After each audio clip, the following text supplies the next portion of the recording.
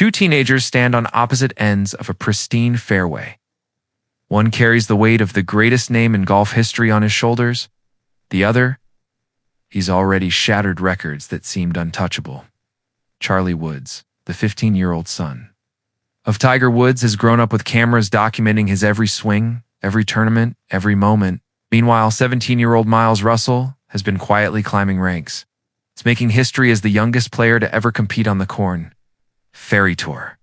Now, the golf world is asking a question that sends shockwaves through country clubs and driving ranges everywhere. If these two prodigies faced off in their prime, who would actually win? The answer isn't what you think. What we uncovered about their skills will change everything you thought you knew about young golf talent. One of them has a secret advantage that nobody's talking about. And the other? Well, let's just say Tiger's legacy might be in serious trouble. But before we dive into this epic breakdown, smash that subscribe button and hit the notification bell. We're bringing you the most in-depth golf comparisons and analysis you won't find anywhere else. Trust me, you don't want to miss what's coming next. Let's get real for a second. The golf world has been obsessed with Charlie Woods since the moment he could hold a club. And why wouldn't they be? He's the genetic lottery winner, the son of the man who rewrote golf history 15 times over with his major championships. Every time Charlie steps onto a course, millions of eyes watch, waiting to see if that same magic flows through his veins. But here's where things get interesting. While everyone's been watching, Charlie like he's the second coming of golf greatness. Miles Russell has been out there actually making history. 17 years old and already competing against grown men on the Korn Ferry Tour? Think about that for a moment. At an age when most kids are worried about prom dates and college applications, Miles is out there grinding against professionals who've dedicated their entire lives to this sport. He didn't just show up either. He qualified. He earned it. And that tells you something about his game that statistics alone can't capture. Now, let's talk about driving power. Because in modern, golf distance is king. Charlie Woods has that classic, smooth swing that looks eerily familiar if you've watched his father dominate for 2 decades. There's a fluidity to his motion, a rhythm that seems almost effortless. His drives consistently push past 270 yards, sometimes touching 290 when he really goes after it. For a 15-year-old, that's genuinely impressive. The kid has power, no question about it. But Miles Russell is playing a different game entirely. We're talking consistent drives over 300 yards. 300? That's not just impressive. For a teenager, that's impressive, period. When Miles steps up to the tee, he's not thinking about keeping up with the adults. He's thinking about bombing it past them, and he does. Regularly. His driving distance puts him in the same conversation as some of the longer hitters on professional tours. The power he generates through his swing is the kind of thing coaches dream about developing in their students. Miles just showed up with it naturally. Here's where it gets even more fascinating.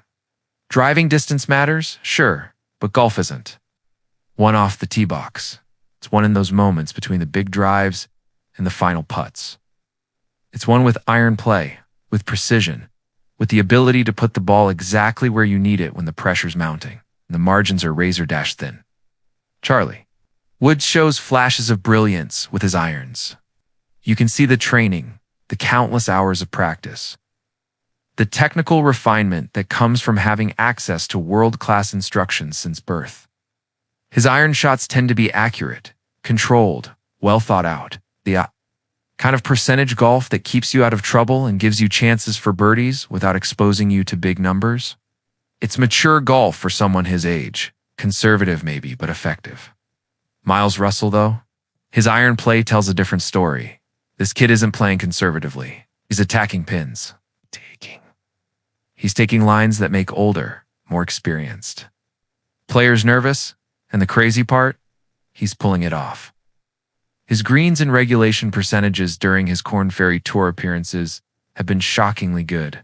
We're not talking about just hitting greens. We're talking about hitting the right parts of greens, leaving himself realistic birdie chances, putting pressure on the course instead of letting the course put pressure on him. There's an aggressiveness, 2 Miles' iron game that you don't typically see in junior golfers. Usually, young players are still figuring out course management, still learning when to attack and when to play safe. Miles seems to have skipped that learning curve entirely. He plays like someone who's already figured out that in professional golf, you can't just play not to lose. You have to play to win. His iron play reflects that mentality. Now, let's shift gears and talk about the short game, because this is where legends are actually made. You can drive the ball 350 yards, can stripe irons all day long, but if you can't get up and down when you miss greens, if you can't make those clutch putts when everything's on the line, none of that other stuff matters. Charlie Woods has shown some seriously impressive touch around the greens. There's videos of him pulling off shots that would make tour pros nod in approval. Flop shots that sit down like they hit a pillow, chips that release perfectly and trickle close to the hole, bunker shots that come out spinning and checking up right where they need to. The kid has soft hands, great feel, and the kind of creativity around greens that usually takes years to develop. When Charlie's short game is on, it's genuinely special to watch. But here's the thing about short game excellence. It's one thing to show it off during practice rounds or friendly tournaments. It's another thing entirely to execute under real pressure, when the stakes are highest and the margin for error disappears completely. Miles Russell has had to prove his short game against professional competition, not against other juniors, not against college players, against guys who make their living playing golf, who've been grinding on mini tours and developmental tours for years, who know every trick in the book when it comes to getting up and down. And Miles has held his own. More than held his own, actually. His scrambling statistics during his Korn Ferry Tour events show a player who doesn't panic when things go sideways, who trusts his touch, who believes he can pull off the shot even. When the situation looks dicey, that kind of battle-tested short game experience is invaluable. It's the difference between knowing you can make a shot and knowing you can make a shot when it actually matters, when there's real consequences for failure. Let's dig into something that doesn't show up on any stat sheet, but might be the most important factor of all: mental toughness. Golf is a psychological warfare game as much as it is a physical skills competition. The mental side of golf breaks more talented players than lack of physical ability ever could. Charlie Woods has grown up under a microscope that most professional athletes never experience, let alone teenage amateur golfers. Every tournament he plays, there's media coverage. Every swing gets analyzed. Every bad shot gets scrutinized. Expectations placed on him aren't just high, they're He's not just trying to be good at golf. He's trying to live up to the legacy of the greatest player of this generation. That's enormous pressure for anyone, let alone a 15-year-old kid. But here's what's remarkable. Charlie seems to handle it. He shows up, plays his game, doesn't appear rattled by the attention. That takes serious mental fortitude.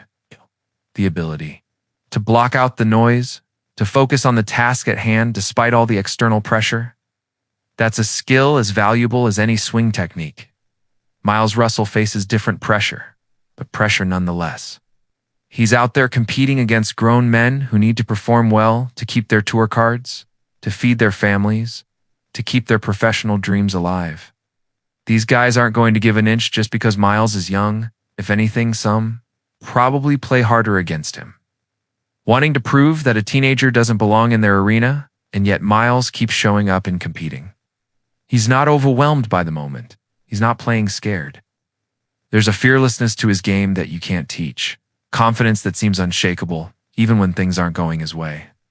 That mental resilience, that refusal to be intimidated by the situation, that might be his greatest asset. Tournament performance is where theory meets reality. It's where all the practice range perfection either translates to real-world results or crumbles under competitive pressure. So how do these two stack up when the scores actually count? Charlie Woods has performed well in junior and amateur events. He's won tournaments, posted impressive scores, shown he can compete at high levels within his age group. Those are real accomplishments that shouldn't be diminished. He's building a solid junior golf resume that will serve him well as he progresses through the amateur ranks toward eventual professional consideration. But Miles Russell is already playing professional golf at 17. Let that sink in. He's not dominating the Korn Ferry Tour. Let's be clear about that. But he's not supposed to be dominating it. The fact that he's even out there making cuts, posting respectable scores, competing at that level, is absolutely remarkable. He's the youngest player to ever accomplish what he's accomplishing. That's not just impressive, that's historic. The experience Miles is gaining right now is invaluable. He's learning what it takes to compete at professional levels while he's still young enough to adapt and improve. He's seeing shots and situations and pressure moments that Charlie hasn't faced yet. That doesn't make him better necessarily, but it does give him a head start on the learning curve that every aspiring professional golfer has to climb. So where does all this leave us? Who's actually better? The truth is, it's not a simple answer, and anyone who tells you otherwise is selling you something. Charlie Woods has the pedigree, the training, the support system, and the natural talent to become an elite player. His potential ceiling is enormous.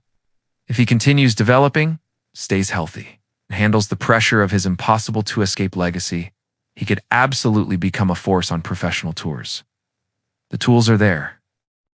The question is how it all comes together over the next several years. Miles Russell has already proven he can compete at levels that most teenagers can't even dream about. He's not potential anymore, he's actual results. He's already doing what Charlie is working toward. His power game gives him an immediate advantage in modern golf where distance is increasingly important. His mental toughness, proven against professional competition, suggests he has the psychological makeup to succeed at the highest levels. If we're comparing them right now, today as they currently stand, Miles Russell has the edge. He's further along in his development. He's proven himself against tougher competition. His physical game is more suited to modern professional golf's demands. His power off the tee and his fearless approach give him advantages that are hard to overcome. But golf careers aren't determined by who's ahead at 15 or 17. They're determined by who keeps improving, who stays healthy, who handles success and failure with equal grace, who puts in the work year after year after year. Charlie Woods is younger, has more time to develop, and has access to resources and knowledge that could help him eventually surpass Miles or anyone else in his generation. The more interesting question isn't who's better right now. It's what happens 5 years from now, 10 years from now, when they're both hopefully competing on the PGA Tour. When they're both in their prime, when they've both had time to develop their games fully. That's when we'll really get to see this rivalry play out. Here's what makes this comparison so compelling. They represent different paths to professional golf excellence. Charlie represents the traditional path, the careful development, the junior golf progression, the eventual college or immediate professional decision. Miles represents the accelerated path, the prodigy who's ready before he's supposed to be. The player who forces the system to accommodate his talent rather than waiting. His turn? Both paths can lead to success. Tiger Woods followed something closer to Charlie's path, developing through junior golf, dominating as an amateur, then turning professional when the time was right. Players like Sergio Garcia followed something closer to Miles' path, competing professionally as teenagers and finding success early. The golf world is lucky to have both of them. They're pushing each other, raising the standard for what young golfers can accomplish, inspiring the next generation of players who are watching them right now and thinking maybe they can do it too. So there you have it. Charlie Woods versus Miles Russell. The son of a legend versus the history-making teenager.